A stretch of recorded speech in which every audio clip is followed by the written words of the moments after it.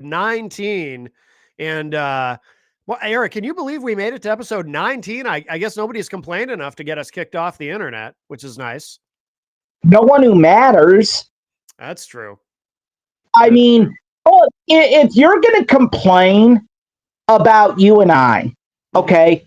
Yeah. If you're complaining about Eric Pilcher and Matt Connarton doing a pro wrestling podcast enough that you think it's going to have any impact on what we're doing in this being broadcast, you really have a pathetic existence. Yeah, I know. Especially if they're name calling and stuff like that. Oh my God. You like online, there's a lot of it. So I get where you're going with it. You know, just juvenile name calling, like homophobic slurs and stupid names that don't matter. Yeah, or like if somebody calls you monkey boy or something. I mean, that's like if that's the most creative thing somebody can come up with, that's pretty sad. Or call someone that's relatively slender by today's standards. That's true. Fat. That's true. You know? Yeah. Yeah. Or you know what's really low? Or push your homoerotic fantasies on someone. Yes. You know what's really low, Eric, is if someone were to go around spreading these rumors that I don't have a radio show anymore, even though I absolutely do, and I do it every Saturday morning. If somebody went around saying that would be really low. Up with you. I heard a rumor. Someone asked me about it. They're like, I heard Matt doesn't have his radio show anymore. And I'm like, well, I was just on it Saturday morning. That's right. How could I be on a show that doesn't exist? Exactly. Yes. So apparently it does. Apparently we're making all kinds of content. We're having some success with it. And what can I say? But, you know, I think we're good at this. I not to sound cocky, but, you know, some people just aren't cut out for this kind of thing. Some people only do a show once every 3 to 6 months. That's true. That's true. You know, I get it. We all can't commit the intellectual brain power and the talent to do what we do, even on the bi-weekly schedule we're on right now. Now, I mean, if we were 78 years old, I could see where it might be hard for us, you know, or 80 or whatever, but, you know, we're young guys still. Most talented 78-year-old radio broadcaster ever. You, Matt would host the show of shows. The show of shows. Sounds creepy. It does. Like that. Probably a guy who likes to impersonate Sammy Hagar in 1986 at a WWE event. I have heard that from time to time. You know, that's probably how Sammy got in. He told Jim the Anvil Neidhauer he'd give him a show of shows if you know. That's right. Full on Ring Rat. Oh my goodness. Listeners, if you don't know what Ring Rat is, go ahead, go into incognito web browsing. Make sure you do incognito now. You don't want to look this up in the normal browser history. Type in pro wrestling Ring Rat. Yes. A term that I personally object to, but call me a feminist. But yes, you can look what that is.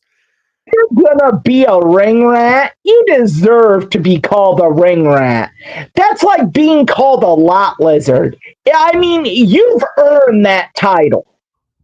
Well, I think groupie is more respectful, I guess, right? I mean, my God, I don't know. I always hated the term ring rat.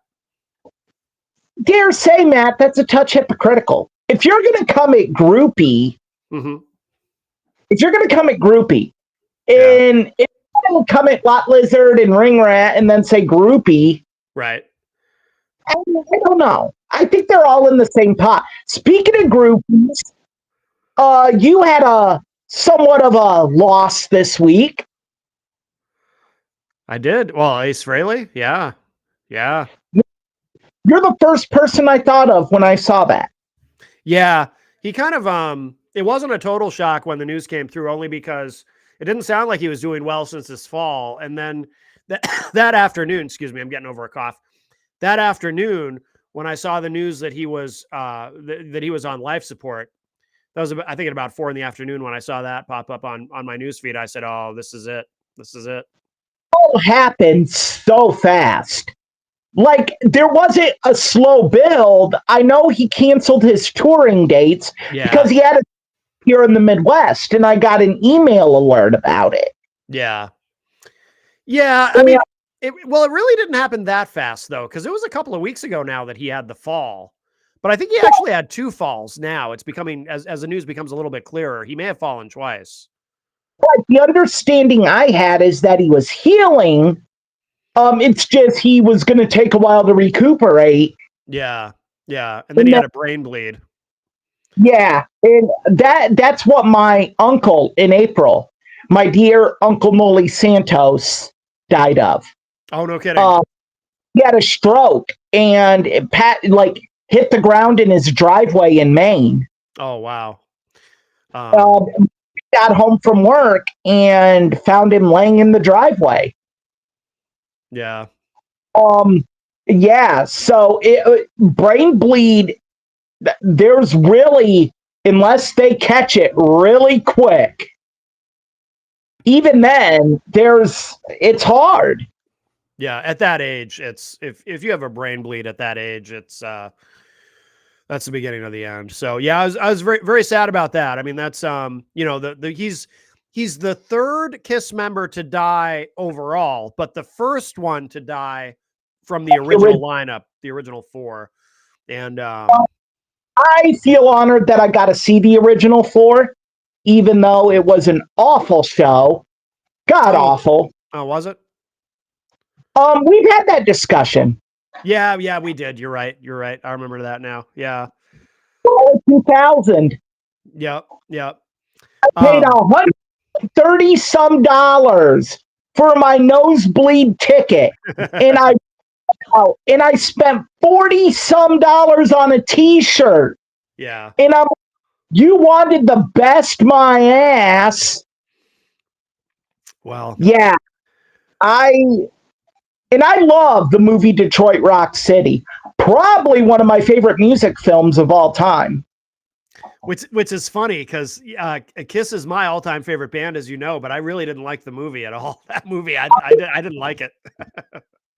Combines a road trip with rebellion and you know, Shannon Tweed was awesome in that movie. I'm sorry.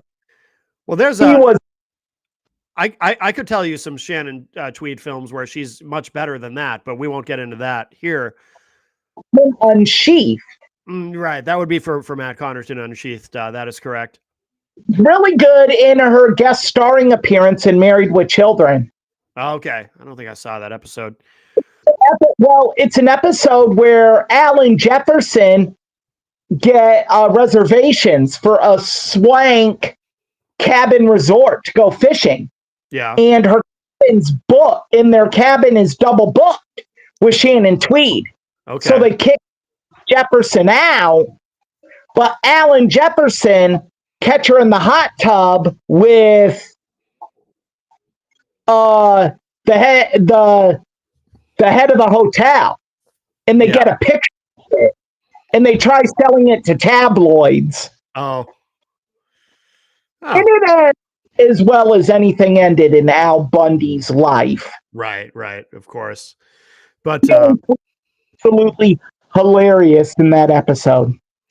But yeah, losing Ace is hard. Although I was telling Paulie C Friday night before Retro Spectrum Radio that what's really going to be rough on me is the day that whoever goes first, whether it's Paul Stanley or Gene Simmons, that's going to crush me. I was pretty stoic about Ace's death because I'm pretty stoic about death anyway. But you know, I'm maybe it's because I'm Irish. I don't know. But when Paul or Gene die, that's going to be really, really rough. I feel bad saying this because, contrary to what people may think that have listened to the show, especially our Hulk Hogan episode, go look at it online. That I do not have reverence for the dead.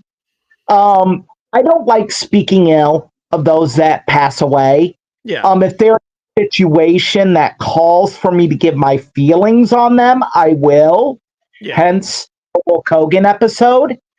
But I will be probably ambivalent on Gene. Mm.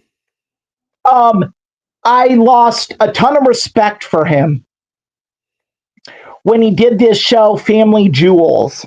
Yeah. And it really just paraded his infidelities. And I think Shannon deserved so much better than that. Mm. And kids. If you have 2 kids and you're parading infidelities, I gotta kind of question your character. What are you teaching your son, Nick? That it's okay, that it's acceptable to treat your wife like this? And what womanly image are you giving Sophie, who is a very striking young lady? Oh yeah, yeah. Well, Gene's a polarizing figure, to be sure, but I'll be very upset when he passes. I did like them in the A&E series about when they owned an arena football team. Oh yeah, yeah. I think my argument is I think Gene will throw Kiss's name on anything that he thinks will make money. Of course. But I think Paul has the better business acumen. Well, I'll tell you a little secret. So, well, I mean, it's not a secret among Kiss fans like me, but I don't think most people realize this, because Gene always likes to project himself, to promote himself as the mastermind, the master marketer. But it's really Paul who ultimately runs the band. Yeah, Paul really came off, to me, that's when I realized it. Yeah. Is watching that series, and I'm like, Gene is kind of a buffoon. If we're really getting in here, Paul is really the brains of the Kiss empire. Well, the thing is, I think they're both very, very smart guys. But what happened, just a little quick history, if you will. In the 80s, when Gene became very distracted by outside things, he was acting in movies, and, he started Simmons Record and this project and this other project, and was doing all kinds of things. Paul was the one who really kept Kiss going. And Paul didn't want it that way. Paul wanted Gene to be an equal partner. There was no power grab on Paul's part, but Gene was so distracted that Paul, and they both talk about this in their autobiographies, but Paul became very resentful because, he was running the band and he didn't want to run the band. He wanted Gene to be there. So during the 80s, Paul really became in charge of Kiss. And then by the time you get into the early 90s, where Gene kind of becomes fully vested once again in the band, at that point, Paul was the guy. He ultimately, every decision that is made, ultimately it's Paul. It's Paul's call. I would have a hard time reading Gene Simmons' autobiography, the 2 he's done. It's not great. I just would. Really good. I think I would probably, if someone let me a copy, not hinting to you or anything, someone let me a copy, I would probably read Paul's. Yeah. I think Gene's would be a bunch of self-serving, self-gratuitous, high on himself bullshit. A lot of it is. He doesn't open up the way the other guys did in their books. I really think Ace's has always looked good. Ace's autobiography is great. All 4 of them, I think, are good to an extent, but I think Gene's is the weakest of the 4. I've read them all, obviously. But anyway, but we're very, very sorry to see Ace Frehley go. It is sad. It is very sad. Well, should we talk about oh yeah, so we got to talk about Saturday. And by the way, Texas Mike is in the chat room and says, "Great interview yesterday on your show about the Black Wrestling World Champions." So Saturday on the show that apparently a certain someone thinks no longer exists. It does still exist. We just did that on Saturday, and we had on our guest was and Eric, you joined me for that and helped me co-host the first hour, which I appreciate. Our guest was sorry. You were captain, commander in chief of that one. Well, sure, but you were I considered you my my co-host for the hour, and I appreciate you being there. Honored to be considered that. I was so compelled by David. Yes. That I felt like I was just listening. And to hear someone take a subject that is so toxic, and it is. African Americans in pro wrestling is a very checkered subject. What you mean because of how they've been treated in terms of not on the part of African Americans at all, but on the part of promoters and the way they've been shown and the way they were treated. Like it was the 80s by the time we had our first true African American world champion, and that was done because WCW was over a barrel. They really, not to criticize Ron Simmons, but we talked about this a little on the show. They really had no choice. They had belt off Vader. And that was actually, I think that was 90 or 91. It was after. Yeah. That, there were guys out there like someone that I speak very highly of, Ernie Ladd, Junkyard Dog, which Junkyard Dog, to be fair, did some things, made some choices outside of the ring that hurt him. Okay. Drugs, alcohol, a lot of bad decisions he made. But Ernie Ladd, Soul Man, Rocky Johnson, Dwayne Johnson's father, the Samoans were all booked as savages. Abdul, as much as I think he is a horrible human being in the times I've encountered him, I am not a fan of Abdullah. Maybe he's changed, but from what I hear from the producers of Dark Side of the Ring, not really. Probably subject of this week's episode. Yep. Regardless, David taking such a checkered story and making it so positive. We need more of that in the world today. Oh, no doubt. Absolutely. And the book is great. It's called Pro Wrestling's Black World Champions, the 3rd edition. So I would just direct people, if you go to the Matt Connerton Unleashed podcast feed on your podcast platform of choice, or you can go to mattconnerton.com/archive. You can find, I did post a standalone. You can find the whole show, or you can just check out the segment with David. And I did kind of clean it up a little bit too. There were just a couple of points where the audio wasn't perfect because both you and David were joining us via Microsoft Teams. So there was a couple of times where it just was hard to hear. So I cleaned it up. But I would direct people to check that out because I think it was a great conversation. I really enjoyed it. Say that again. David, what? I would love to just sit with in my home and watch a premium live event with. Yeah. So this is a guy that you could watch pro wrestling with and really get an idea of his opinions, and you may disagree with him, but you're like, yeah, I get it. Yeah. So we really enjoyed having him on. We'll have to get him on here, definitely. So yeah, check that out. That was this past Saturday. The show that someone says I don't have anymore. This past Saturday on Matt Connerton Unleashed. Yeah. Boozled, Matt. You told me I was on a show yesterday. I know, right? Ha ha ha. Hill. What? Say that again? You take advantage of me while I was on pain pills? That's right. Yes, it was all a ruse. Well, Yeah. so Wow. a bunch of news for the undercard. We didn't mention, by the way, what the main event is this week, which is grifters in professional wrestling. That'll be a fun subject. But we do have some things for the undercard.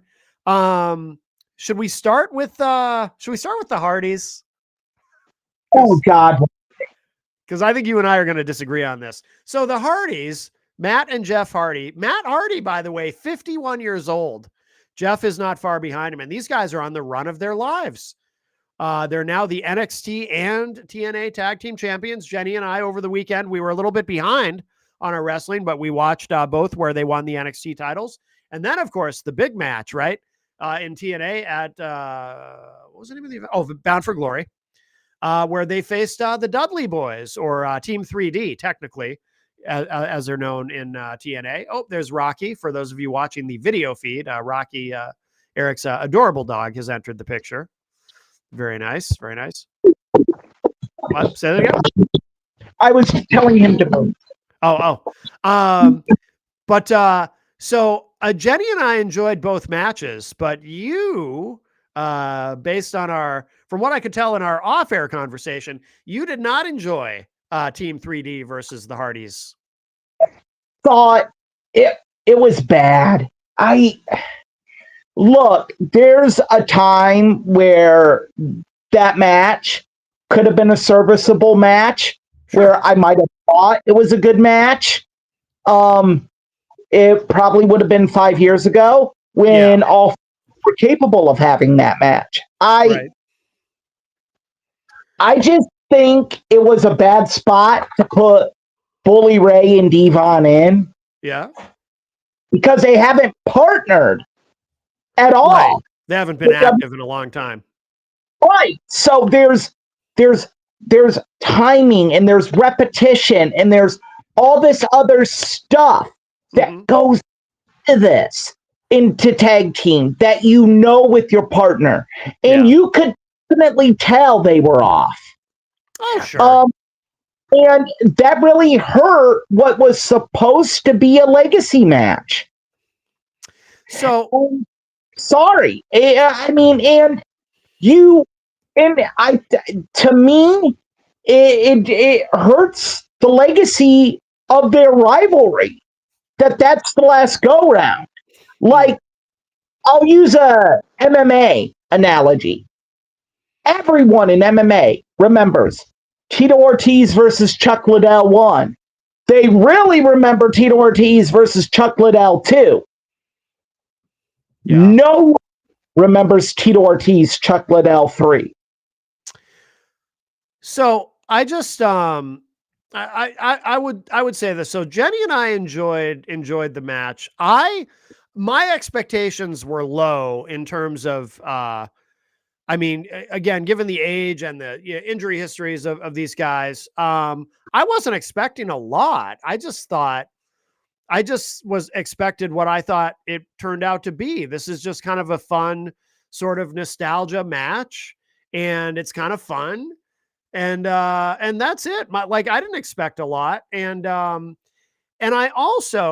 curious what you thought about the ending, because Jenny didn't like the ending, or at least at first. And I told her I actually did like the ending. It kind of reminded me of Shawn Michaels versus Ric Flair, where Flair knows he's beaten, and Shawn, says, "I'm sorry," and puts him out of his misery. And that's the end of the match. They kind of did something like that here, where, Matt and Jeff, they're holding the chairs, and they're about to wallop Bully Ray, but they decide not to, or Bubba Ray, or whatever. I don't know what to call anybody anymore with this, but they decide not to, and they just finish him off with that last spot, put him through the table, and that's it. They had mercy on him because they knew they had him beat anyway. I liked that. I liked the drama of that. I thought that was a cool way to end it. And when I told Jenny what I liked about it, she seemed to kind of agree with me, even though she didn't like it initially. But I think she saw it the way that I saw it when I told her what it was that I liked about it. I'm curious, what did you think about the ending? I think that spot is so overdone now. since Shawn and Ric Flair did it. Really? It's like one goes to that well if they want to have that lasting memory. Mm. And it worked in this match, I think. Yeah. But at the same time, them hugging after the match and everything like that, it destroyed that moment. They could have had that moment backstage, and TNA could have done something with it. Oh, I liked all that. You didn't like that? Stop. Yeah, the whole thing let the Hardys be in the ring. The is over. Yeah, but eventually the Dudleys did leave, and the Hardys stayed in the ring for a couple minutes. Take your old decrepit asses, go to the back, have your moment back there. TNA throws it on YouTube, gets thousands of hits. La-di-da. Wow, you really are a heel this week. Well, I am saying, like, it's over. What the hell is that moment? Why? We the world of rainbows and unicorns and sunshine dancing cartoon characters. I thought it was nice, and I liked it. Okay, your opinion. Look, I was just like, really? Really? We do this every time now? They parade each other around the ring, their hands raised, like, oh. I liked it. Well, I said you probably like Disney films as well. I do not, but I did say to Jenny. I said I think we're probably going to see. I hope to see this. I'm curious if you agree. I would like to see, and I think we're going to see it. I think it's inevitable. One last main roster WWE run for the Hardys. What do you think? Who do you have up against? This is division of WWE. Are you going to put them on SmackDown Friday nights up against college football for the next 3 months? Okay, that'll really bring the ratings up. I don't know. I think it'd be fun. Oh, really? Like, you're going to put them on Raw where there's a makeshift new tag team every week? I don't know. They would SmackDown. SmackDown's up against college football on Fox and the college football playoff until January. No, there's no place for it. They can find a place. Okay. Well, like that, you gotta build it up, and it has to do solid numbers. Sure. They wouldn't right now. Okay. You, a WWE fan, who are the 2 tag team champions? Who are the tag team champions right now? Yes, the tag champs for Raw and the tag champs for SmackDown. Who are they, Matt? The Wyatt Six was one of them on SmackDown. Okay. And then on Raw. Do. I can't remember. I'm drawing a blank. My point exactly. Yeah, so let them let them go to Raw, and they can be the champions for a month or two, and then let's just give them the belts and further diminish our tag division that no one gives a shit about. I don't think it would diminish it. I think it would be fun. Let him have like a little mini John Cena retirement tour. I think it'd be great. Never mind. Nope. I'm not going to be mean. Why not? You can be mean. No, I'm not going to be mean. I don't like cracking. I don't like saying insensitive things about what I was going to make a sobriety joke about Jeff Hardy. Oh. I was going to say if Jeff can stay sober, Do you think maybe that's why we haven't seen that yet? A main roster run for them? I guess it's very high probability. I didn't even think of that. I didn't even think of that. Yeah. There might be some hesitation there. I mean, you can't. I mean, how many times has WWE been burnt by this guy? That's a good point. I hadn't thought of that. I hadn't considered that. I'm a firm believer in some of the hardest truths come from a fragment of a joke. Yeah. Like, it's a good point. How can they trust him? I wouldn't. Yeah. You're going to put a program against the New Day and then have him fun though. You can have him go off the rails. I know. Like, you're going to do a Saturday night's main event and Jeff's missing? Yeah. If he could stay on the straight and narrow, though, the Hardys versus the New Day would be fun. He's proven he can. Yeah. Like, you can't do it because no. And I hope he's cured. I hope he's. I don't, as a recovering addict myself, I don't wish addiction upon anyone. No, of course I not. don't for him to fall off the wagon. Right. But as a multi-billion-dollar company right now, struggling in the ratings, that's something you have to be mindful of. True. You have to think about that. Can we rely on him in this big spot? Yeah, we can rely on him with TNA, him doing one shot a week. Yeah. But we need him to go do Raw. We need him to do publicity. He's going to have to be in a city maybe for 2-3 days. Right. What if we want this to be in WrestleMania? Jeff Hardy in Vegas for a week? Yeah, I get you. I get you. All right. Well, maybe not. Maybe it's not a good idea. Maybe for one night, one event, New Day versus Hardys, one time only. Royal Rumble. If you do it at the Royal Rumble. Build it up through NXT. Yep. So isn't on the road. Right. That I'll give you that. That could work.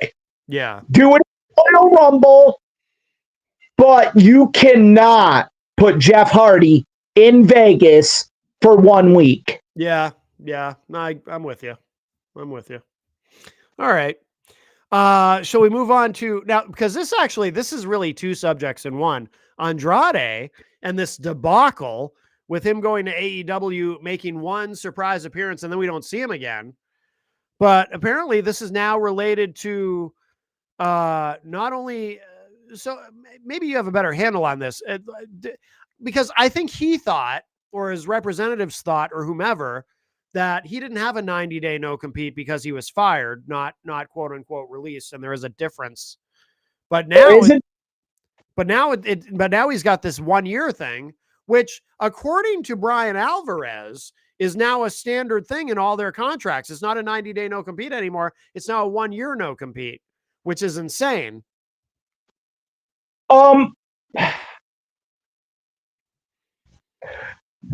Okay, my understanding, and again, this is Eric's understanding. This isn't Eric saying this is de facto truth, is that it's 90-day no compete. If you are let go for disciplinary reasons or not outright released. Okay. Andrade not outright released. He was released for disciplinary. Yeah. That 90 days becomes a 1 year if you violate it. Okay. Is my understanding of it. Andrade violated it. When he appeared on AEW television. Absolutely. So, sorry for my hair there. It's a mess today.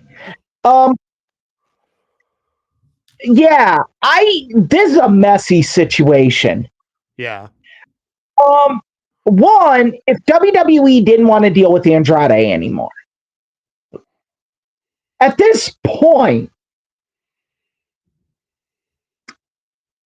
why not let him go? But then conversely, as we've talked about many times on this show, what the fuck is AEW doing? How do you not have a copy of his TKO contract here? Mm-hmm. How do you not have a copy of his release notice? Right. How do you have a team analyzing this? Right. Why are you going through his representation? This is why AEW gets lapped by WWE consistently. Stupid crap like this. Just mishandling situations. CM Punk, when he was fired, he didn't have to compete. Right. Your top talent, you at the very least got to give them 60 days where your ass is sitting on the sidelines. Mm-hmm. I fire you. You're not going to get fired and then appear on WWF within a week. Are you kidding me? Right. This makes Vince McMahon's handshake agreement with Lex Luger look just like Oopsie Daisy, look like a kid who spilled milk on the counter. Yeah. Now, Brian Alvarez was claiming that this is, that this is standard. It's actually the 1 year non-compete. This was his argument for it. He was saying that you don't want to be, if you're, he was actually defending it, and there's everyone else is kind of condemning it except for him. Alvarez was saying the reason they have this in place now is because they don't want someone to be in a situation where they're looking at AEW, they think the grass is greener, so they intentionally get themselves fired, thinking that, okay, I'll get myself fired by TKO, and then I'll be free and clear to go to, even if there's a 90-day non-compete, at least after 90 days, I'll be free and clear to go to AEW. And Alvarez is claiming that this 1 year is now in place and has become the new standard, actually replacing the 90-day non-compete, so that somebody can't do that, which I think is strange. I think his argument is strange.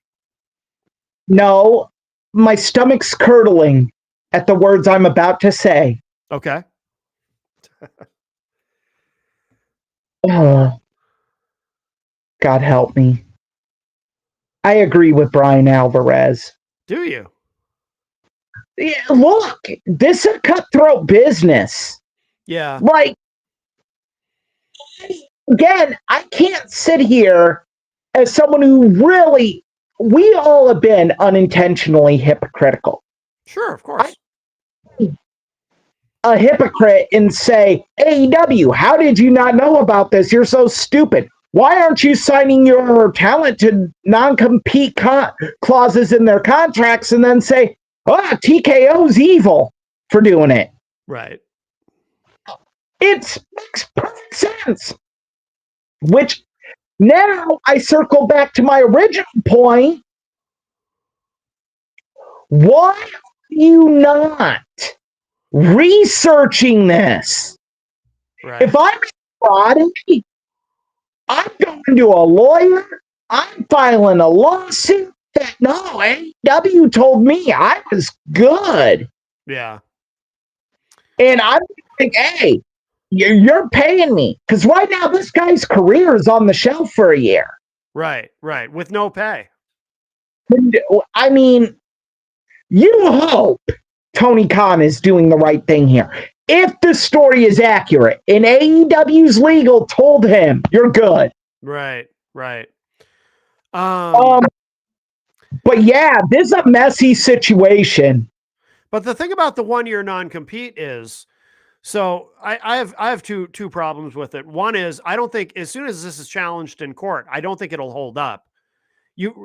I think in court it would be like, okay, so here you are, you've got these people working for you who you insist are not employees, they're independent contractors, and you're trying to enforce a clause that says that after you fire them, they can't work anywhere else in the same industry for a full year and not be paid. I don't think it's going to hold up in court. Number one, number two, if you're TKO and you have talent working for you that would actually intentionally get themselves fired just so they can go to AEW, that's not somebody you want on your roster anyway. If that's the kind of people you have there, so hell with them. Let them go. Who cares? Get rid of them.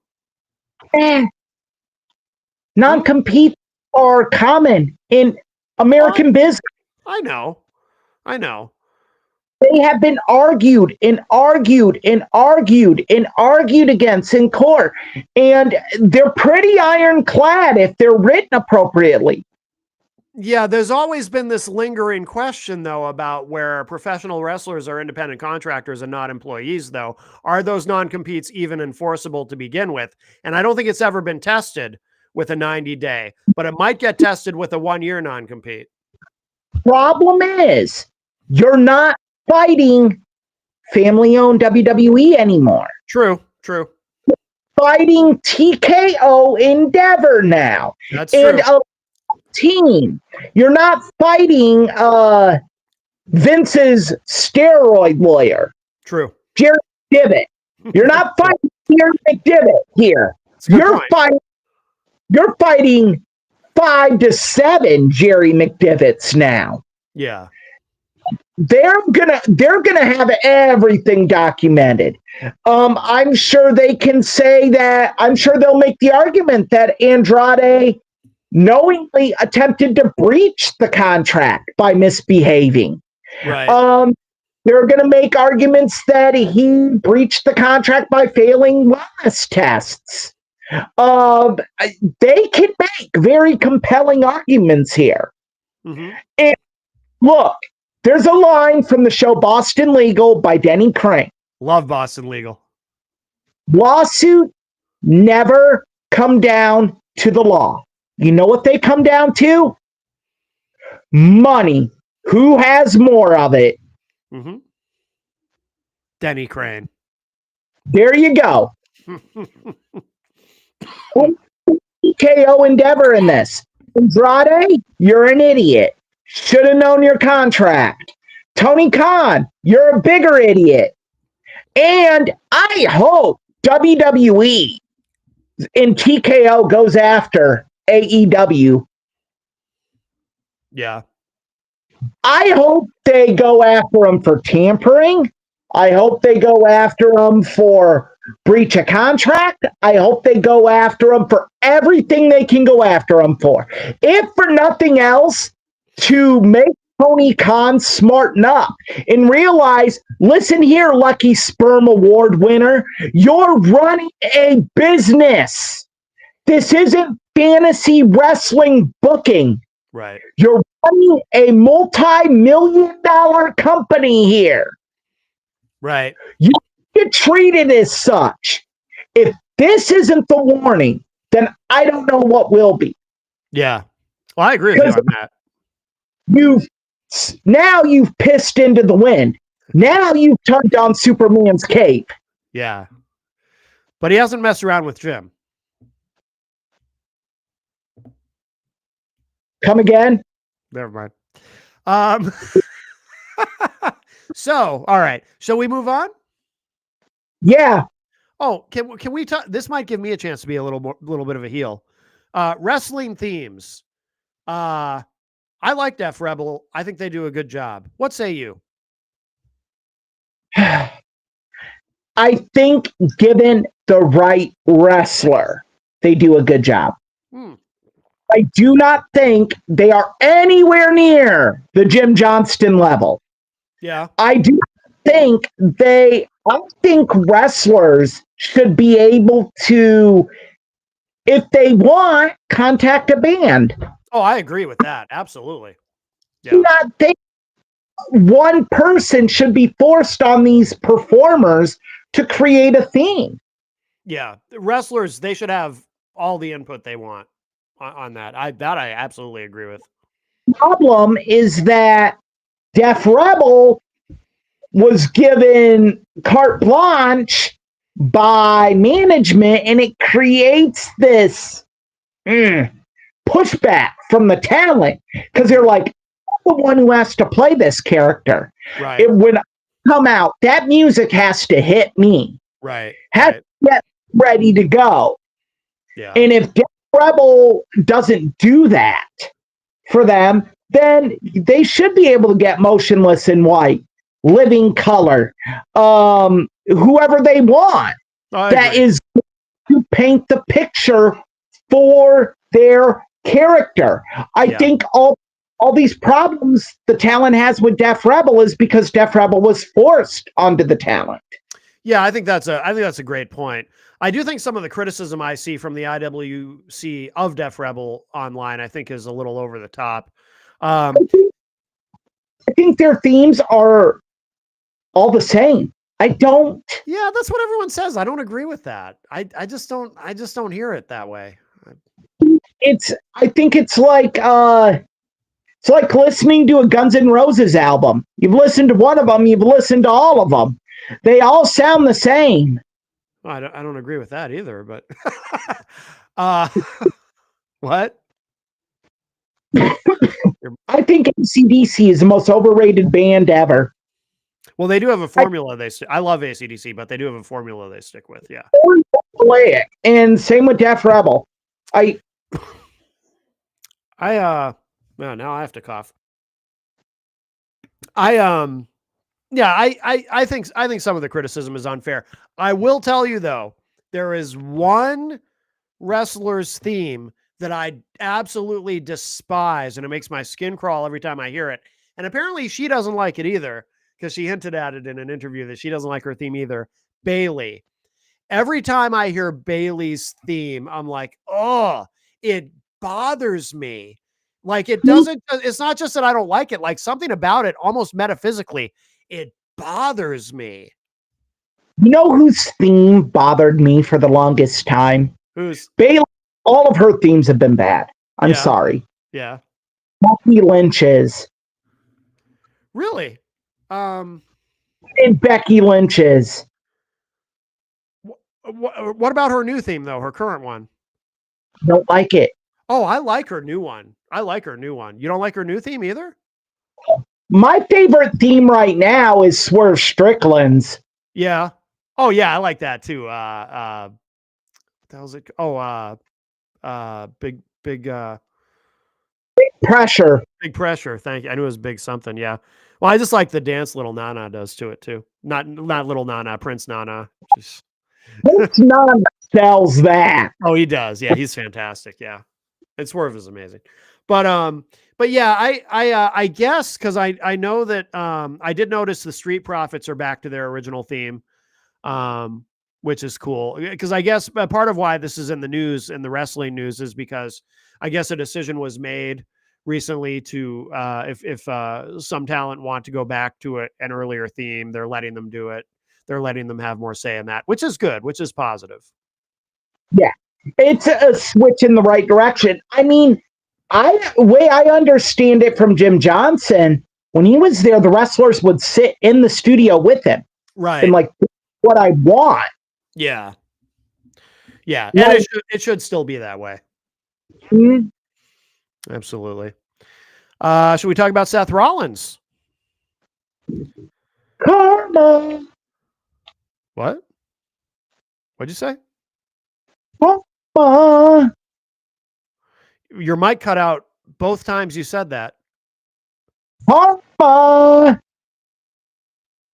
Comba? Something about Karma. Okay. For some reason, something about the tone you were saying it with was causing your mic to drop. Karma. Why do you say that? Fake an injury. Oh, you mean from a storyline perspective or what? Look, as some never sat right with me about that Seth storyline. I get why they do it, but if you're to fake an injury for storyline's sake, Yeah. To me, you're kind of barking up that karmic retribution tree. Oh. You're gonna have one. And Well, he was going to have one anyway with that move, that coast to coast diving headbutt. I saw it and I saw his shoulder Yeah. and I knew immediate. Did you? I knew. I'm like, well, Seth, you're gonna match me. Yeah, no kidding, huh? Yeah, I saw Stevie Richards break that down, and yeah, I mean there was no way he was gonna walk away from that move without something bad. One, I don't know who the agent was for that match, but that could never have been approved. Well, Seth is a big enough star, though it probably doesn't matter.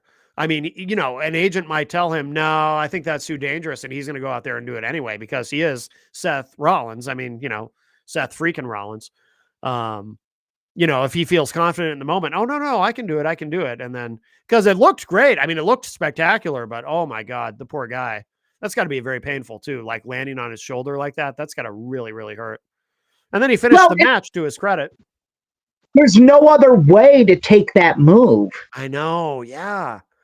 That's what Stevie Richards said too. Yeah, there's no other way to do it. There isn't. Like, you know, when you do the coast to coast Van Terminator, or Shane McMahon bastardized it, you take it, it's a brutal landing, but you flat back it. Yeah. You right after you nail the kick, you tuck your arms and your back hits. You tuck everything. Yeah. And that's how Van Dam broke his ankle in ECW. Oh, is it? I didn't know that. Yeah. And there are still obviously dangers of doing it. Yeah. Because Van fractured his ankle, and that was the injury that put ECW out of business. Yeah. Wow. They were building to Rob Van Dam in his historic TV title run versus the unstoppable ECW World Champion Rhino. They were building to it, and that would have generated 5 million pay-per-view buys. Yeah. Rob Van Dam breaks his ankle, out for 8 months. Done. Yeah. It killed him. What did you think of the angle? Because that was a shock. Nobody saw it coming. That angle they did where Braun turns on Seth, and then I liked it because of being worked. Yeah. I didn't buy that he'd really injured his shoulder. Yeah. Austin messaged me on Facebook Messenger, and he goes, Seth just did coast to coast diving headbutt. And my first thought was the diving headbutt's been banned. Yeah. And then I saw it, and I'm like, ooh.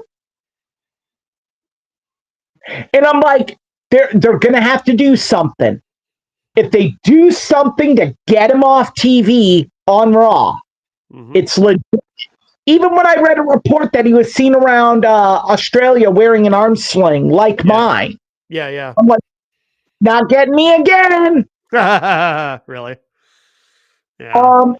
They did the angle they did, and I get it.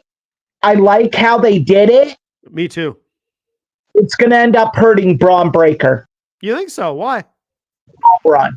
Because he's not ready for this spot. I think he is. I disagree. I think he's ready. I do not. You need to season him in a little bit before you put him into this spot. Because now you've put him in a spot where he where he is more than likely going to go up against CM Punk for the vacated title at Saturday night's main event. Mm-hmm. And there's only so many times WWE can go to that well. Mm-hmm. Will CM Punk finally win? Yeah. So, and you can't give it to Braun. No. Because if Braun isn't ready and you strap him and you find out then Yeah. he ain't. Holy shit, Fine. But that's fine. I think they should put it on Punk. this kid's career. I think better go back to NXT for a year. Oh, if you see, I think because he's so young, even if they screw this up somehow, there's time to repair the damage and get him back on track. He's only, what is he, like 27? I mean, he's a young guy. It's perception. Yeah, I think it's going to be fine. I believe in him so strongly that I don't think, like, they would have to actively try to sabotage his push to screw this up, like, or to screw it up long term, even if they make some missteps short term. I think Braun Breaker is going to be just fine no matter what. I really do. I really do. That's my opinion. I hope I'm right for his sake. Should we talk about Jacob Fatu? Speaking of injuries. Hey, yeah, this is a new one for me. Yeah, dental work. Yeah, apparently. So that's all I know. Like, do you know any more about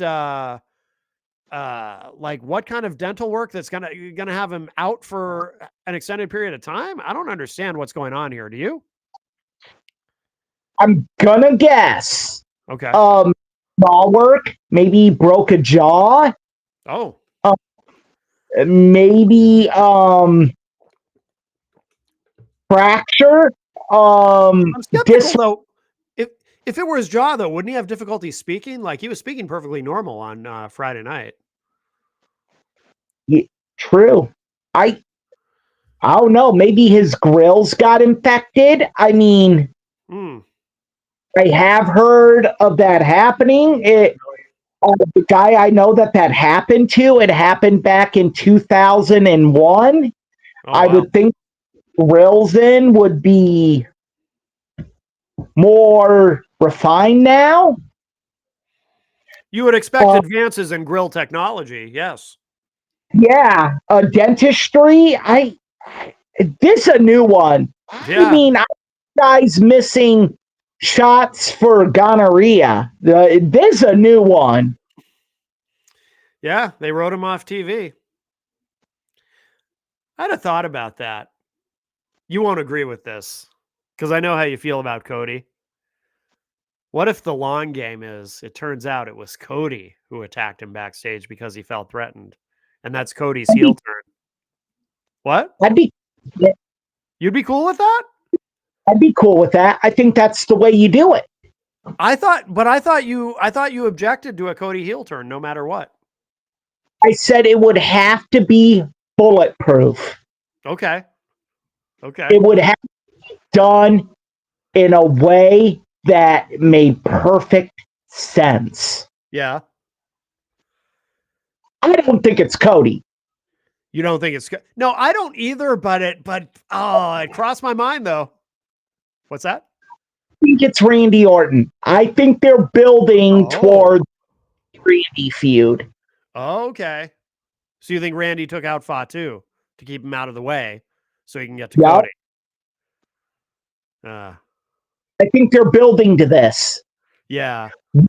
Would be absolutely brilliant storytelling. True. Given the long history those two have. That's true. Do you think the only thing that bothers me is, do you think a Randy, I know they've been hinting at it for months and months and months. Do you think a Randy Orton heel turn makes sense? I feel like as a babyface, he's never been more over than he is right now. They're singing his song. They love Randy Orton right now, like we've never seen before. What? But they're going to love him no matter what. heel Randy Orton allows Randy to really unleash creatively. Sure, true. He is at his best when he's a heel. Yeah. And you give him a story that he can really sink his teeth into. Mm-hmm. Cody. Oh, we're going to get some of the best Randy Orton we've seen.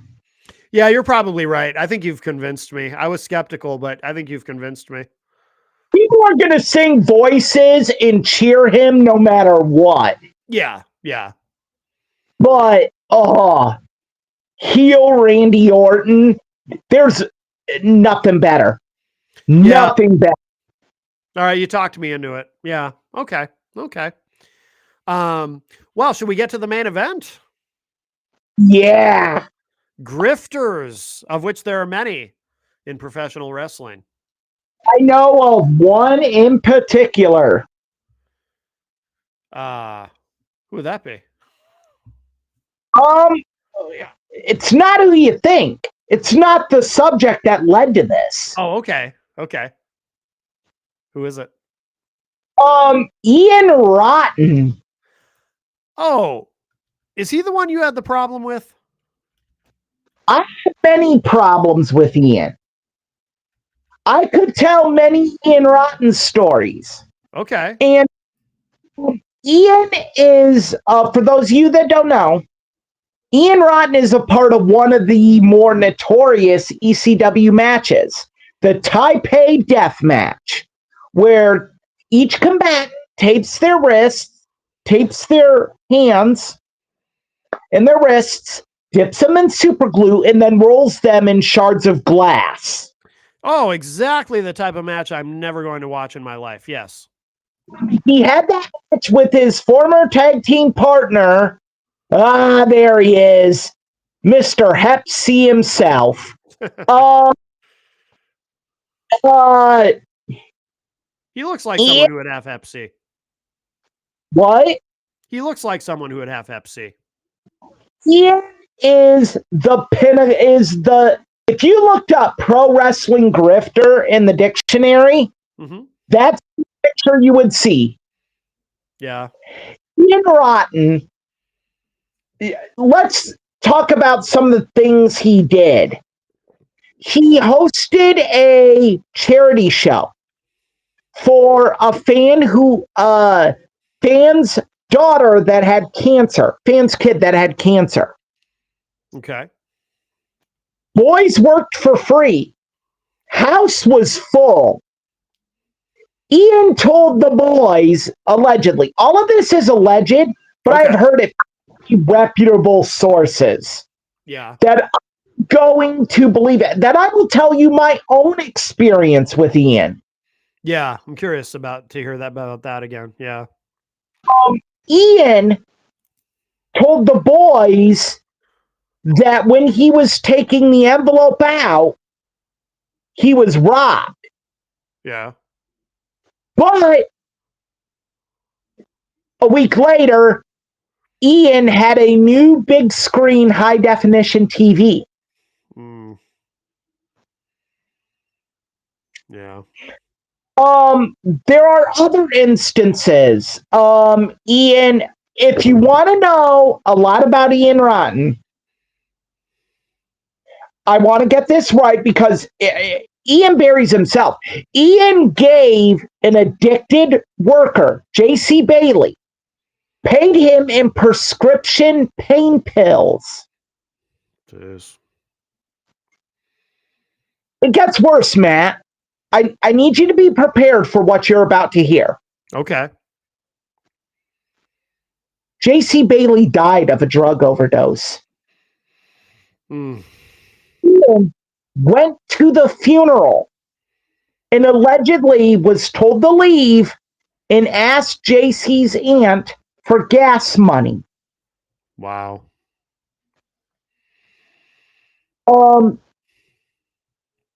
There is a podcast he was a part of called As the Bell Rings with Jerry Wiseman.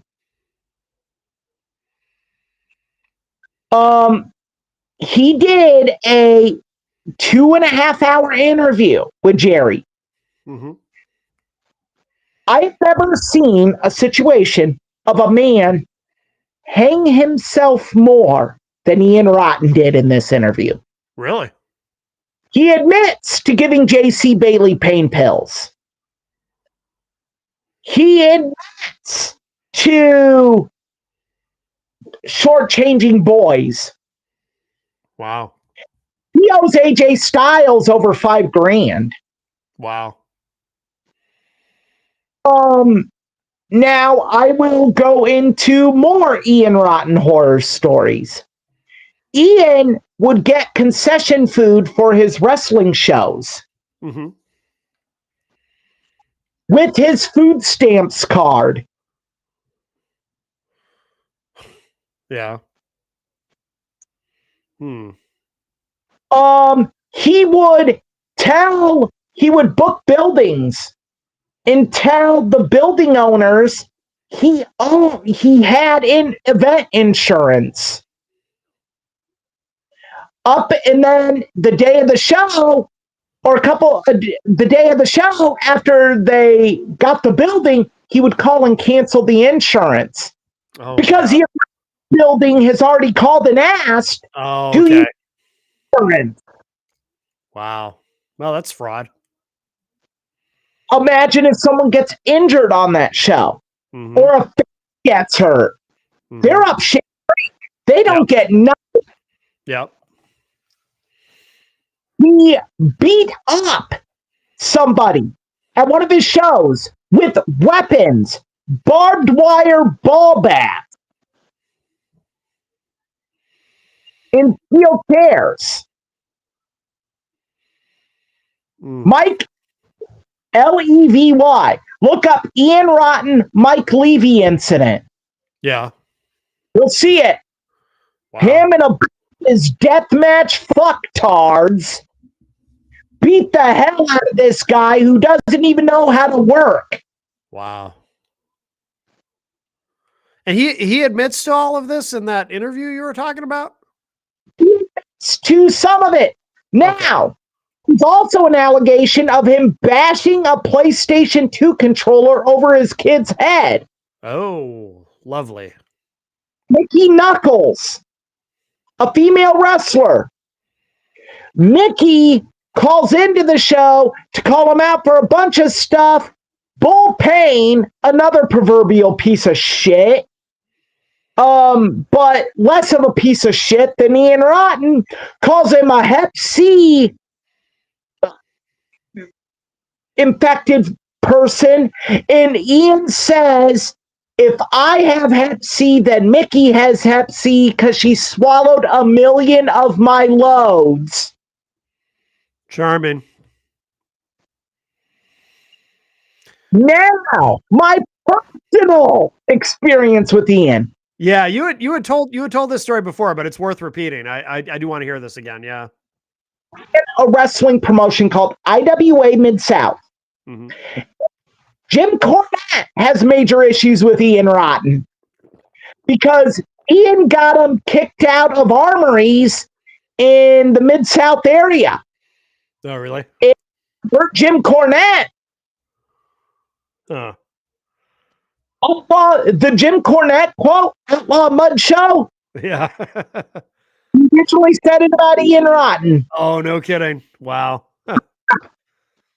Ian would run these save the business sales for IWA Mid-South, where DVDs and VHSs, compilations, or shows would be discounted. Okay.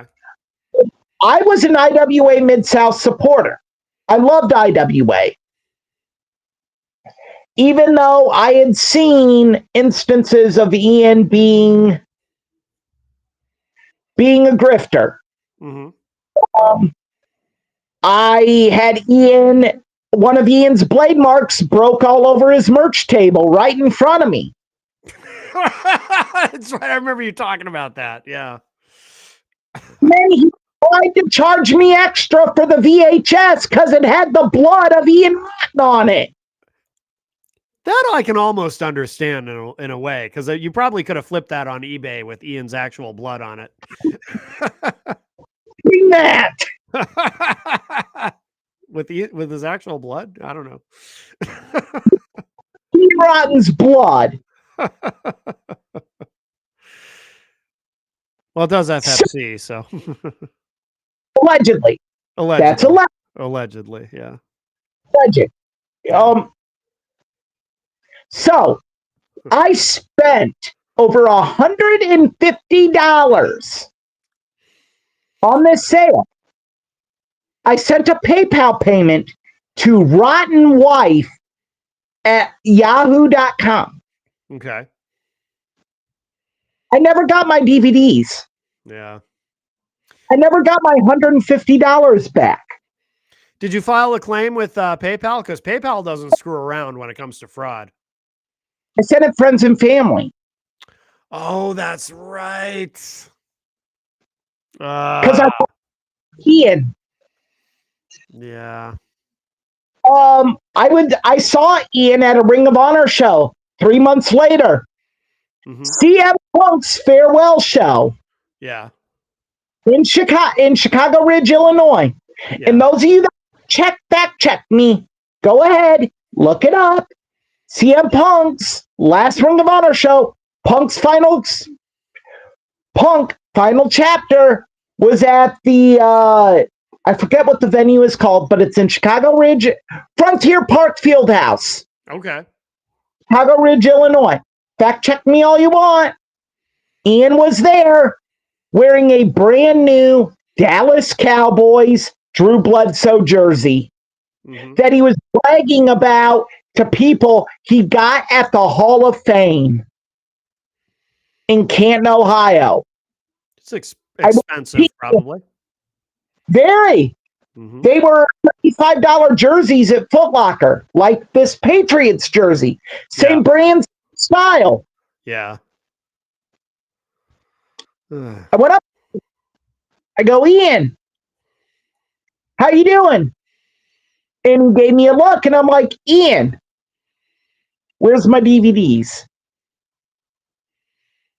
What'd he say? He goes, oh, you ordered? I'm like, Ian, I've been to like 20 of your shows. You've had like 20 to 30-minute conversations with me. I sent it via PayPal to your wife. Oh, well, there was an issue with our PayPal. We had some, and I'm like, Ian, want my DVDs? Like, I gave you $150 of my money. Oh, well, we had some identity theft, and Ian, theft doesn't affect PayPal. Right. Well, give me your number. I'll call you and get back to you. I'm here for Punk. And I'm like, if you're here for Punk, why aren't you backstage with Punk? Mm-hmm. Oh, well, he's with his family right now.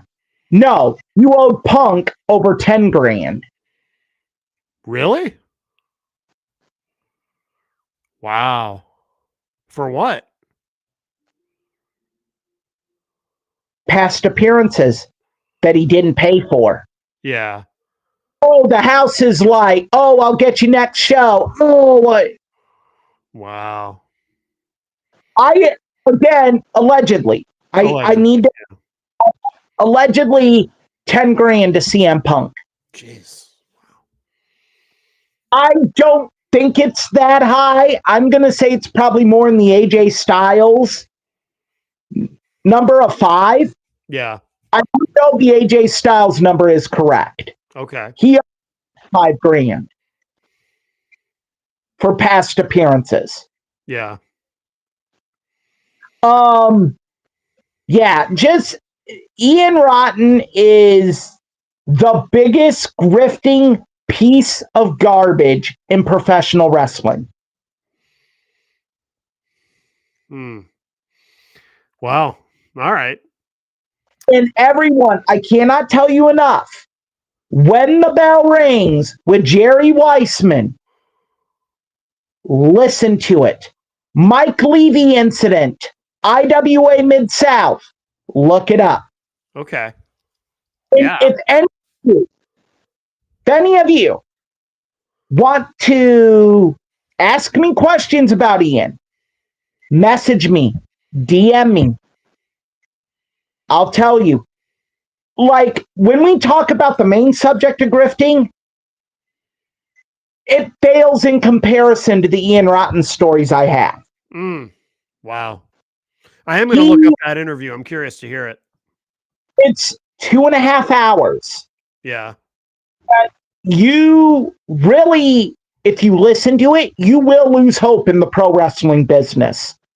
Where is he now, by the way, Ian Rotten? Because I would imagine he's burned enough bridges. He's probably not in the business at all anymore, right? He actually was working a shoot job at Taco Bell. Oh, okay. To try to pay back the boys. That's a part of the interview with Jerry Weissman. No kidding. Taco Bell. He claims he made CM Punk, Colt Cabana, Ace Steel. No, you didn't. Right. Wow. All right. Anything else on Ian Rotten, or should we move on to another grifter? I challenge anyone. Ian, you certified piece of dog shit. If you are listening to this show and you have the balls to call me out, I invite you as one of the executive producers of this show. I will make time for you to come on this show and we can debate. We can this out. You herpy on the professional wrestling business. You scumbag. You cunt. We can have it out. I know, Ian, you still look up Google for Ian Rotten. I challenge you. You degenerate, bleeding fuck. Try me. I know someone who likes to use the insult amphibian dog shit. Would you agree with that? Yeah. Maybe we can have both of them on the show at the same time. That'd be something. All right. Well, we'll get him off the screen there. Yikes. All right. Ian Rotten. I am going to look up that interview. I'm very curious. Well, who should we, oh, I'm sorry. What? After you listen to it. Yeah. And I want to hear Jenny's thoughts too. Yeah. Okay. Yeah. I'll let you know after. We'll check it out. It is very damning on him. AWA as a promotion did a lot of good things. Sure. You know, they had the Ted Petty Invitational, a 2-day wrestling tournament that was about technical wrestling. Yeah. CM Punk was in it, Christopher Daniels, Samoa Joe, Mike Quackenbush, Chris Hero, Colt Cabana, Michael Shane. Like, who's who of indie wrestling? It was one of the top indie wrestling tournaments. It was up there with the ECWA Super 8 tournament. Okay. For those that don't know indie wrestling, for the longest time, the ECWA Super 8 was the preeminent tournament. Now it's the Battle for Bola, Pro Wrestling Guerrillas Bola, Battle of Los Angeles. Oh, okay. But it was the ECWA Super 8. Okay. Interesting. And West, it was the TPI. No show would book on TPI weekend in the Midwest because couldn't get one. Yeah. Oh, interesting. Couldn't get any big name guys. Yeah. They were all on TPI. Oh, wow. Huh. All right. Yeah. For those of you that don't know who Ted Petty is, Rocco Rock from Public Enemy. All right. Well, should we move on to what should we do next? Should we do some JC? Should he be the next one? The main and look, that's why I really got heated over Ian because it's just incredible stuff brought up a lot of bad feelings in me. So for people who don't know, the part of the reason why that's coming up is because Justin Credible, his grift is probably the freshest in terms of he's been in the wrestling news very recently with his latest grift. This is bad. I'll let you tell it, Matt, because so he tried to he was claiming to have been in the hospital. I'm not sure I have this whole story. I'm actually getting a picture too.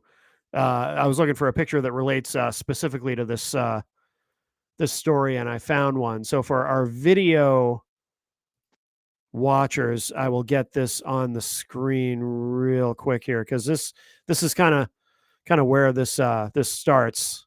There he is. He was claiming that photo. That's the second photo. That's the second photo. There's also a photo of him on a bed, right? Where he's got the stuff all on him. He's trying to look like he's in a hospital, like he's in the hospital with all the what do you call them? Nodes? The readers. The same thing that's on us now. Okay. And people notice in the picture he was not actually in the hospital and that everything was in the wrong place, and he was clearly on a hotel bed. But he was claiming he needed help with medical bills or something, or he had to get his car. He was in a car accident. He was in a car accident. Money to get home and pay tolls. Oh, but the point is he posted pictures of the car. And as much as I say I dislike his podcast, Stevie Richards did an amazing job of breaking all of this down. Yes, he did. Car is totaled. Yeah. There is no way this car is driving anywhere. Right. And one thing Stevie missed that a viewer on YouTube caught, there's snow in the background. Oh. So the picture with the snow in the background obviously was taken at a different time of year.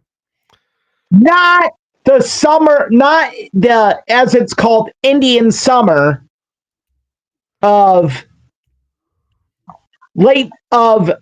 mid-October. Yeah. So he's not only a grifter, but he's not good at it. Yeah, not at all. But Justin Credible has a long history of being a grifter, right? I mean, he's this is not new to him. You would almost think he would be good at it by now. But he has spurned promotions. Yeah. He has taken money and not shown up for appearances. Mm-hmm. He has done this before where he's like, I need help for X, Y, and Z.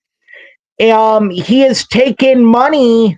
Maven on Maven's podcast confronted him about this. He has taken money from people for merchandise and never sent it out. Yep. Where is that from? Yeah, that seems to be a trend with a lot of these grifters. You order stuff from them and they never send them. Yeah, I mean, I feel like with Justin Credible, this goes back like what, 20 years, all that he's been doing this stuff? Long time, right? Or at least 15 years? Would say about 20 because keep in mind he's with WWE till about, I want to say 2003, 2004. Was he that late? Yeah. Okay. People for Velocity and Heat, and you needed dark match guys. Yeah, that's true. And then, what do you think? I mean, he got into. I don't remember what his history with addiction is. Was it alcohol? Was it drugs? Was it both? Or And that's kind of what set him on this path, right? It would seem. This path that he's never gotten off of. And, Stevie Richards said something interesting too. Justin Credible has, if he wanted to, this is how Stevie Richards feels about it. And he makes an interesting point.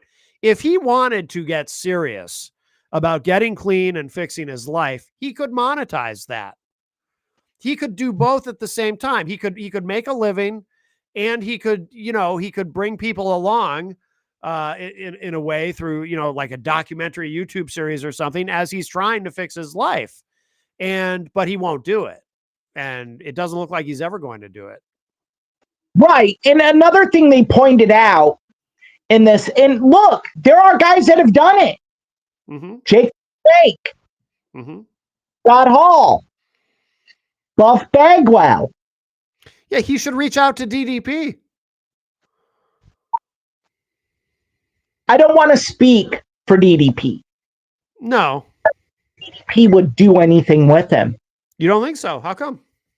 I think you have to be sincere in your willingness to change. Yeah. Or there has to be like last chance ranch type deal, like with Scotty Riggs. Mm-hmm. Justin isn't there yet. And Stevie said this. Justin hasn't hit rock bottom. Right.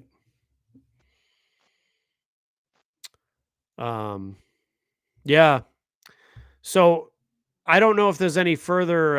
Also, Justin Credible has a terrible problem with one of his legs, right? I haven't heard that.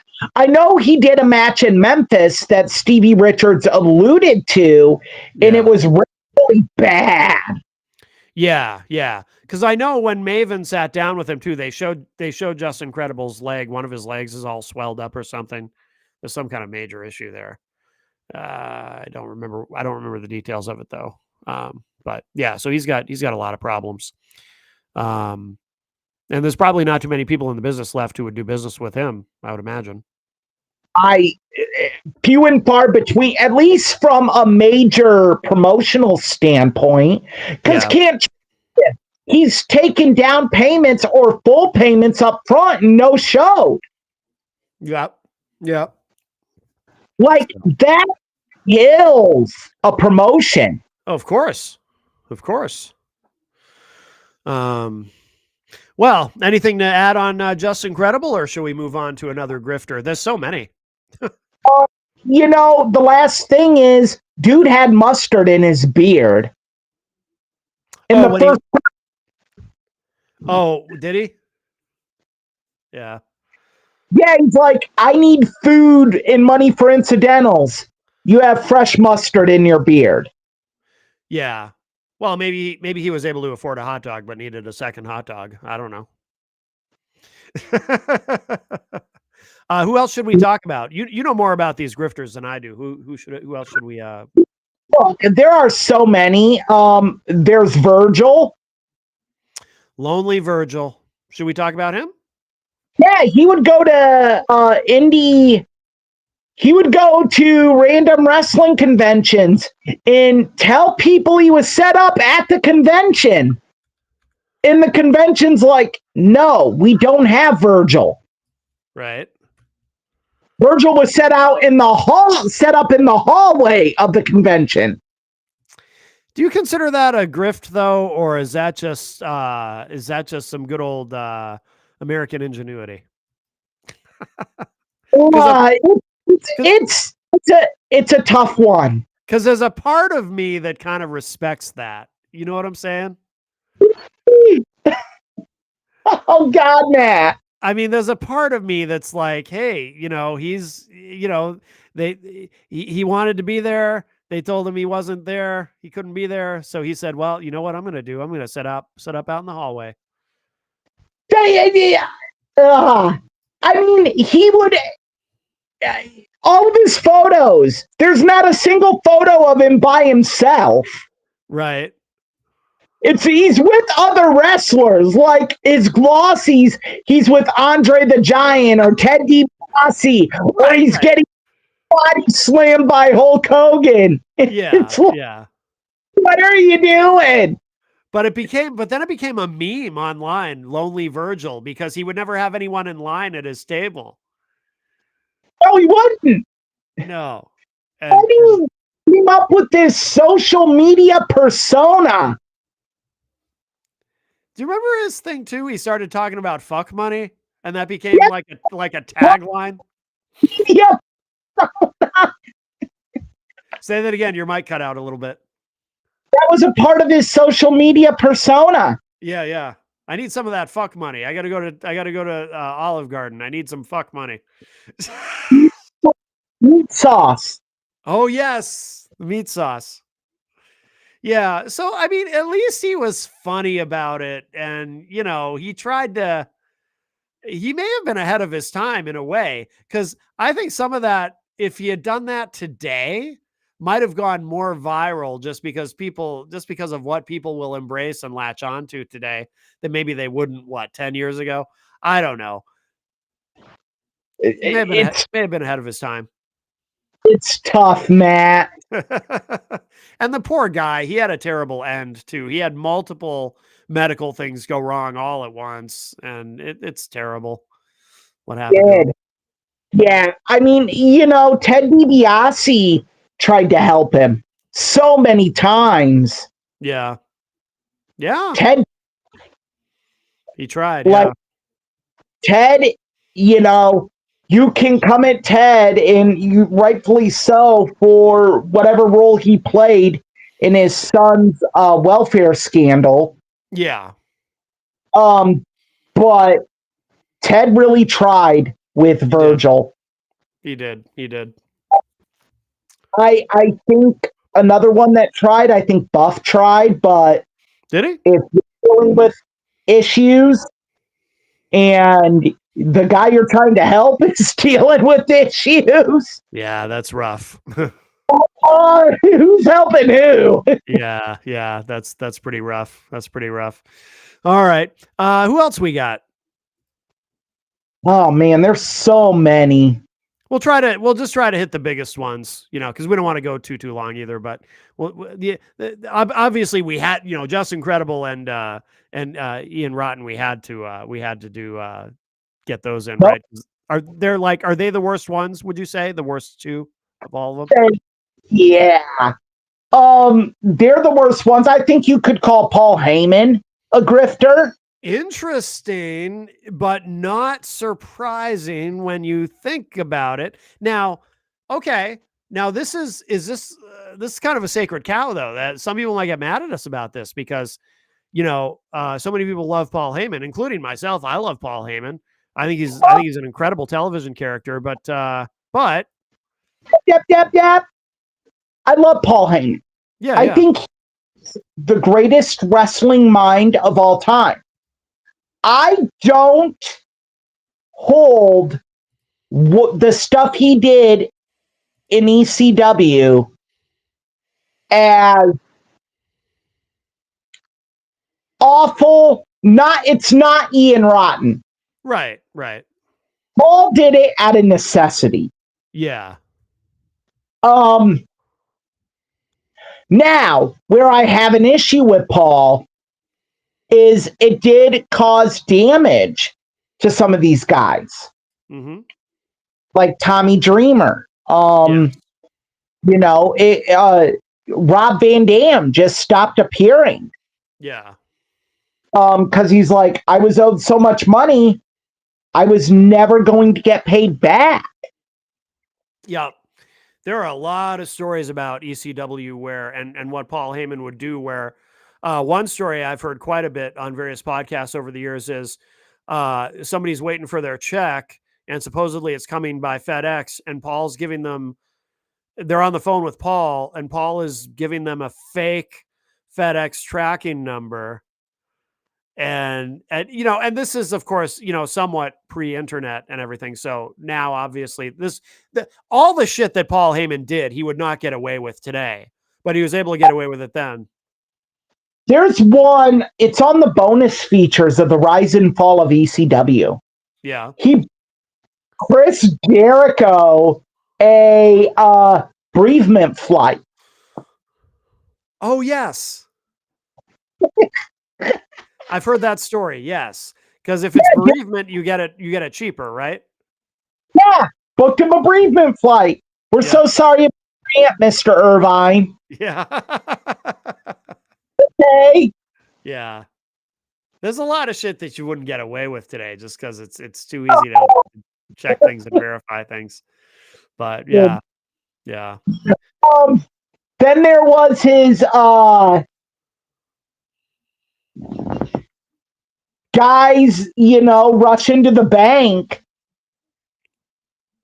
Mhm. Another grifter from one of my favorite Dark Side of the Ring episodes of all time. It is probably my favorite episode, honestly. What was it?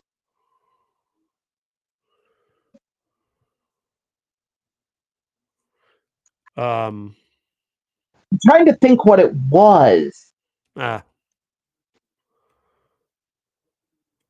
Herb Abrams. Okay. He ran the UWF. Okay. And if you have an hour to kill and you have a clue, look up the Dark Side of the Ring episodes, Cocaine Cowboy Boots, the Herb Abrams story. Yeah. Herb just what would you? One of the things he did is they're hosting a show. And they're like, we got to get paid, or we're removing all of our equipment. The union guys. Yeah. Like, we're going to remove our equipment. He takes him into the office and he's like, okay, here's what we're going to do. He calls his bank, and his bank confirms there's millions of dollars in the account. Yeah. Writes him a check. They take the check, they do the show. Herb wrote a check on a different account. Okay. The account he wrote the check on was closed. Okay. He wrote hookers bad checks. Oh, wow. He would just craziness. But here's where the grifting, it's so crazy. Everyone speaks so highly of him in the episode. Really? Yeah. Why? Because he was charming, or what? Because he was so fun and so yeah. He made himself a part of the show. Mr. Electric, Herb Abrams. Yeah.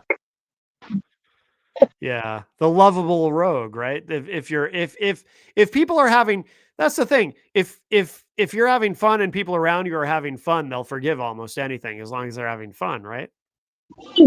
Mick Foley is on the show. He came up his merchandising. WWF had the ice cream bars. He did cookies. The Herbie cookies. Oh, really? Yeah. Wow. The Herbie cookie. He designed that belt, Matt. Really? Yeah. If you showed the belt just like that, it would say F on the left-hand side, U on the right. Oh, no kidding. Yeah. Wow. Weird. That's crazy. They did Vince McMahon because he went to Vince and is like, I could promote shows for you on the West Coast. Yeah. And Vince is like, why? I don't need you. Yeah. And ever since then, he's like, my goal is to put Vince out of business. He ran the lowest selling wrestling pay-per-view of all time. Really? Beach Blast. It drew a 0.10. Okay. Yikes. Had to kill the lighting in the building. Otherwise, you would have seen they only sold like 200 seats. Oh my God. Wow. Arena. Yeah. And to this day, some people don't believe he's really dead. No kidding. Wow. I got to learn more about this guy. I've heard of Herb Abrams. I knew nothing about him until you told us. Watch the episode Cocaine and Cowboy Boots, the Herb Abrams story. It is on Hulu and YouTube for free. Oh, wow. Okay. Yeah. Jenny and I are going to watch that. I'm writing it down too, so I don't forget. All right. I'm telling I remember watching old UWF programs on ESPN Classic late at night. Yeah. But I knew the backstory to like 15 years after watching them. Yeah. Huh. You're like, what the? That's crazy. Okay. All right.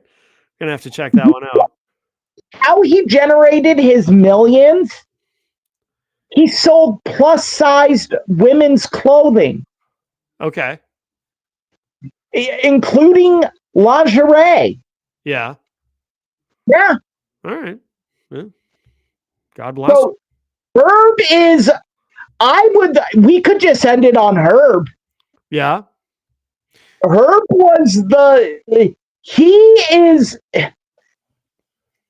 the Jim Jones of professional wrestling without like sociopathic tendencies. Okay. Okay. But I liked how he built up to the most detestable and unlikable. Yeah. To most likable grifter. Right. Right. Herb is it. I mean, it's him and Paul Heyman. And I give the edge because everyone still speaks glowingly of him. Yeah. Wow. That's incredible. Okay. All right. We're going to have to watch that episode then. I'm super curious now. No one, and there are people who believe that he is still alive, as you will encounter in the episode. Okay. It would shock me if Herb Abrams was still alive. Okay. All right. All right. Well, very good. Story involving him being nude, covered in baby oil, covered in cocaine, high on cocaine, spazzing out on hookers. Yeah. Like, he sounds like a party. Wow.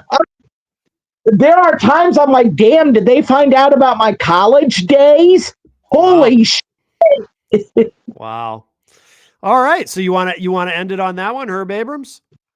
End it on Herb. I mean, we could go on and on with this, but we got to end it on Herb. We got to end it on a positive note. Okay. I love it. And at the end of the day, he legitimately wanted to make an alternative to WWF. Yeah. I mean, they had Andre the Giant signed to a contract. Oh, really? Yeah. Yeah. Probably it lasted name, right? 5 days, I think. Oh, really? Yeah. He appeared of UWF Power Hour, which is that aired on ESPN. Okay. Okay.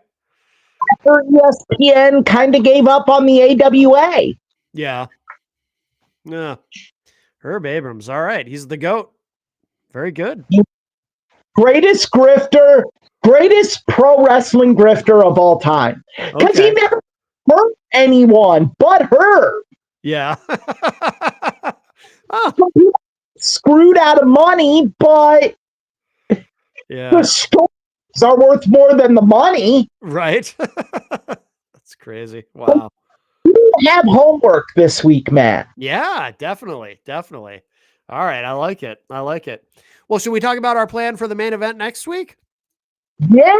We're going to look at, given that we're ending the road of one of the most amazing pro wrestling careers, John Cena,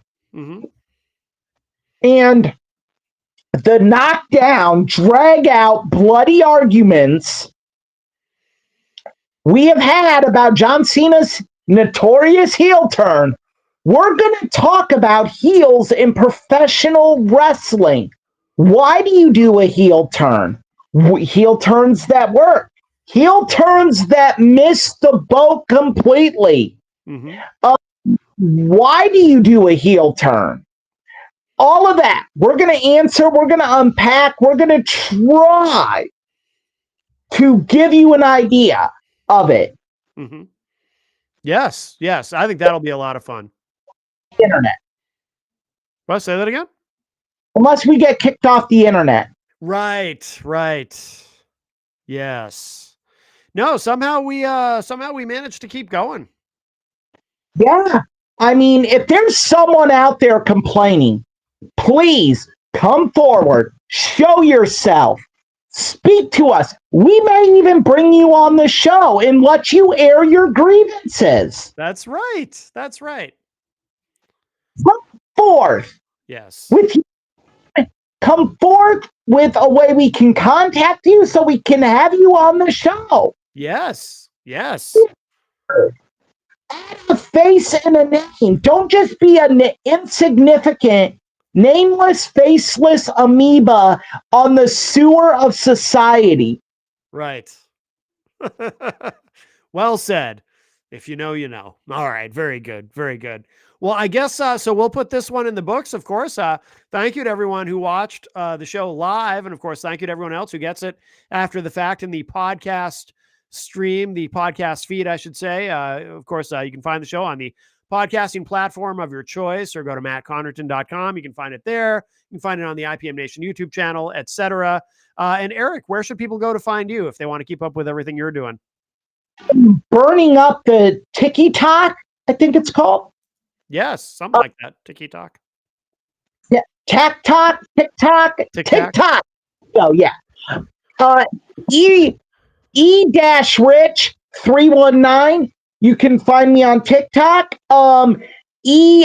Pilcher 617 on Twitter.